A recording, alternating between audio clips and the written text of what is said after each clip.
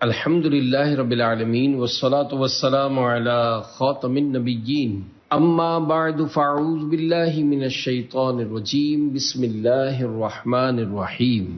قُلْنَا اهْبِطُوا مِنْهَا جَمِيعًا فَإِمَّا يَأْتِيَنَّكُمْ مِنِّي هُدًى فَمَنْ تَبِعَ هُدَايَ فَلَا خَوْفٌ عَلَيْهِمْ وَلَا هُمْ يَحْزَنُونَ وَالَّذِينَ كَفَرُوا وَكَذَّبُوا بِآيَاتِنَا أُولَئِكَ أَصْحَابُ النَّارِ هُمْ فِيهَا خَالِدُونَ۔ ترجمہ: ہم نے فرمایا تم سب جنت سے اتر جاؤ، پھر اگر تمہارے پاس میری طرف سے کوئی ہدایت آئے تو جو میری ہدایت کی پیروی کریں گے انہیں نہ کوئی خوف ہوگا اور نہ وہ غمگین ہوں گے، اور وہ جو کفر کریں گے اور میری آیتوں کو جھٹلائیں گے وہ دوزخ والے ہوں گے، وہ ہمیشہ اس میں رہیں گے۔ فمن تبع ہدایا، تو جو میری ہدایت کی پیروی کریں۔ تفسیر صراط الجنان میں ہے، ہدایت الہی کے پیروکاروں کے لیے بشارت ہے کہ انہیں نہ تو قیامت کی بڑی گھبراہٹ کا خوف ہوگا اور نہ وہ غمگین ہوں گے، بلکہ بے غم جنت میں داخل ہوں گے۔ یہاں جمع کے صیغے کے ساتھ سب کو اترنے کا فرمایا، اس میں حضرت آدم علیہ الصلوۃ والسلام اور حضرت حوا رضی اللہ تعالی عنہا کے ساتھ ان کی اولاد بھی مراد ہے جو ابھی حضرت آدم علیہ الصلوۃ والسلام کی پشت میں تھی۔ یا بنی اسرائیل اذکروا نعمتی التي انعمت علیکم واوفوا بعہدی اوف بعہدکم وإیای فارہبون۔ ترجمہ: اے یعقوب کی اولاد، یاد کرو میرا وہ احسان جو میں نے تم پر کیا، اور میرا عہد پورا کرو، میں تمہارا عہد پورا کروں گا، اور صرف مجھ سے ڈرو۔ یا بنی اسرائیل، اے بنی اسرائیل۔ تفسیر صراط الجنان میں ہے، اسرا کے معنی عبد یعنی بندہ، اور ایل سے مراد اللہ، تو اسرائیل کا معنی ہوا عبداللہ یعنی اللہ کا بندہ۔ یہ عبرانی زبان کا لفظ ہے اور حضرت یعقوب علیہ الصلوۃ والسلام کا لقب ہے۔ عروج و زوال اور عزت و ذلت کا فلسفہ۔ یہاں آیت نمبر 40 سے لے کر آیت نمبر 150 تک کی اکثر آیات میں بنی اسرائیل کے عروج و زوال، عزت و ذلت، اقبال و ادبار، جزا و سزا اور قومی و اجتماعی اچھے برے کردار کا تذکرہ ہے۔ پھر اسی بیان کو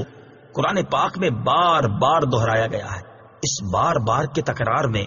ایک بڑی حکمت قوموں کے عروج و زوال اور عزت و ذلت کا فلسفہ سمجھانا اور مسلمانوں کو اس سے عبرت دلانا ہے کہ جس طرح بنی اسرائیل پیغمبروں کی اولاد ہونے، جلیل القدر انبیاء علیہ الصلوۃ والسلام کی امت ہونے اور تورات جیسی کتاب رکھنے کے باوجود اپنے اعتقاد و عمل کے بگاڑ پر ذلیل و رسوا اور مغلوب و مقہور ہوئی، جبکہ توبہ اور رجوع اور نبی و کتاب کی تعلیمات پر عمل کرنے کی صورت میں معزز و غالب ہوئی، اسی طرح امت مسلمہ بھی اپنے عروج و زوال کے اسباب کو اسی آئینے میں دیکھ سکتی ہے۔ آج سب پوچھتے ہیں کہ مسلمان مغلوبیت، ذلت اور پستی کا شکار کیوں ہے؟ قرآن میں بیان کردہ بنی اسرائیل کا قومی اور اجتماعی کردار موجودہ دور کے مسلمانوں کا قومی اور اجتماعی کردار سامنے رکھ کر موازنہ کر لیں، خود ہی سمجھ آ جائے گا کہ اگر بنی اسرائیل کو کانٹے بونے پر کانٹے ملتے تھے تو ہمیں کانٹے بونے کے بدلے آم کیوں ملیں گے؟ اذکروا نعمتی، میرا احسان یاد کرو۔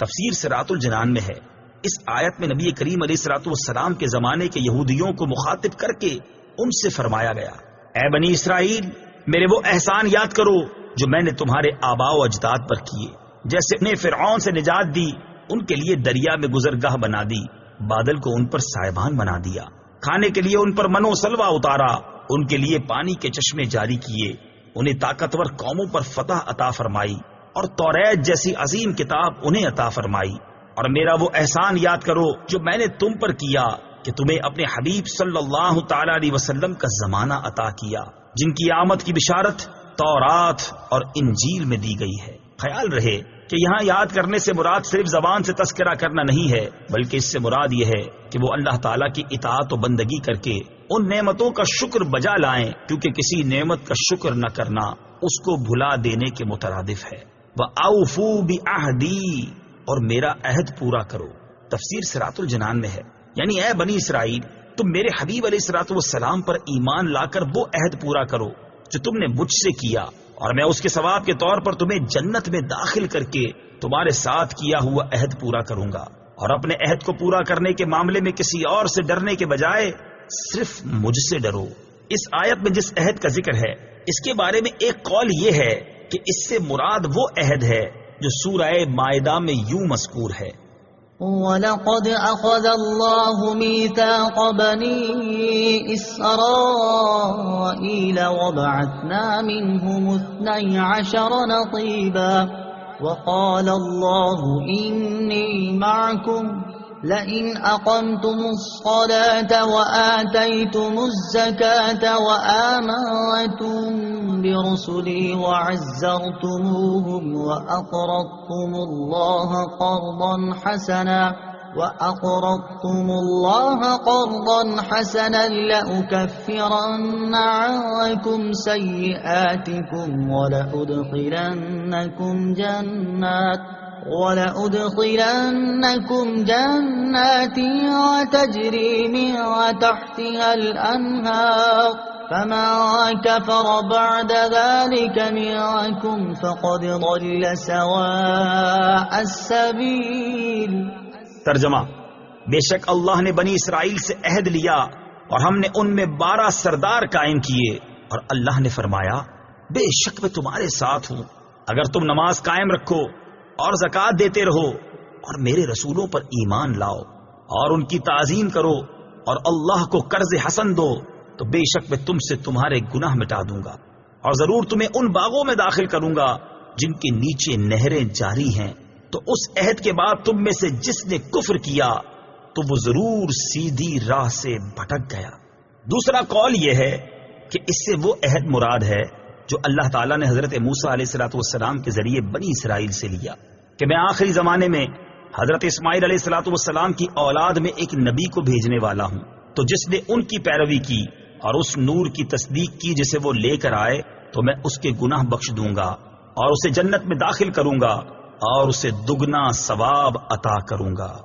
صدق اللہ العظیم۔